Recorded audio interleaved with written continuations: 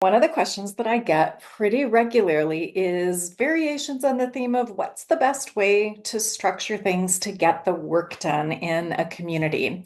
And unfortunately, there really isn't an answer to that. What there are, though, is a lot of good answers to it, not a universal one. It depends a lot on what your mission is as a group and how you've got things structured. So let me give you a few examples. I've worked for a bunch of different co-housing groups, and one of them in particular really stands out as doing a very good job of structuring their work setup. So they had a rotation of cooking and cleaning teams that would do their weekly common meals, and those folks would get to work together as a tight-knit team over time. They loved working together.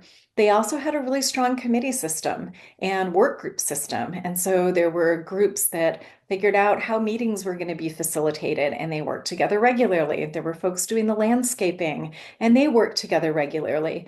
And not only did the work get done, because a high percentage of people could really easily find their niche in the work that needed to get done, there wasn't a lot of resentment about people not doing enough or some people feeling like they were doing too much. They did a really good job of structuring things through committees and work groups, and it was all volunteer work. There were no specific requirements.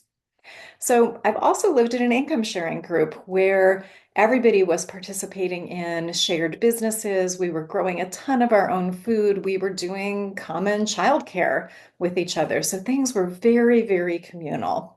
We had really clear labor budgets. We knew how much work it was going to take to get things done. And we also had really clear money budgets because we knew what money was going to be coming in for our businesses.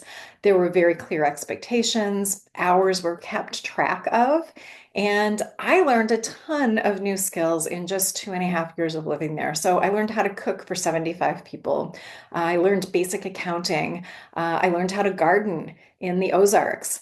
I learned how to do factory work with a couple different businesses.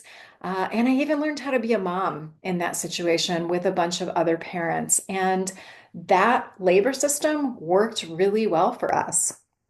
Third example, I've lived in an eco village with fairly complex social structures that managed a lot of labor needs in small groups of people. So there were cooking co-ops where there were 8 or 10 people that would be sharing cooking duties together. There were other co-ops that were doing things like maintenance, and it worked really well. There was a requirement that everybody had to participate in at least two either committees or managerships. And one of the really beautiful things about that setup was that people who were more social could do committee work and be able to like work in tight small groups regularly.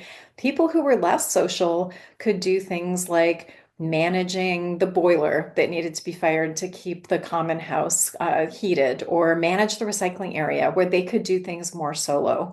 So we did a really good job of organizing our labor in ways that were complex but had clear expectations. You knew you needed to sign up for two of those slots.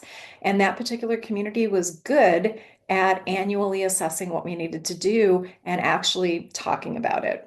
So there isn't really an answer to what's the best way of setting up your labor system for your community. But fortunately, there's a lot of really good models out there. And the answer is there's a lot of ways to do it.